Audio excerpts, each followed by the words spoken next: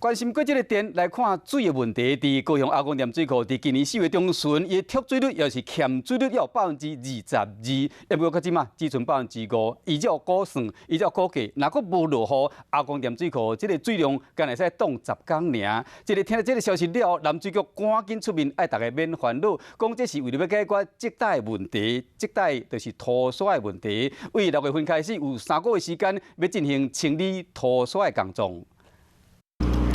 横看过水库的水底拢干枯枯，拢无看到水。向林邦嘛拢铺伫顶头，连本来铺伫水面这浮台嘛，因为无水拢卡掉咧。只要行来行去，伫咧讨食，伫高雄燕巢阿公店水库，今年4月中旬，伊的欠水率也有22%，不过即马剩5%，这到底是安怎？本身主要的功能是一个防洪的一个水库。 所以说，在我们大概每年6月1号开始到9月这一段期间，我们会实施空库的防淤。那也就是说，我们那个水位的话，我们尽量会在维持一定的一个高度。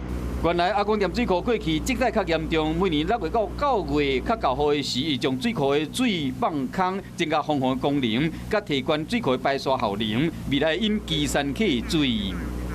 降到我们自己会害怕，甚至自己日用的水也会想说，啊，是不是省一点？洗澡水啦，拿来拖地板啦。希望老天爷快一点下雨啊！这边树都快要枯死了。全台水情有警报时，乡亲都惊讲时到真正无水通用，提醒乡亲水真正较欠用咧。当时嘛，讲天公伯会使赶紧落雨。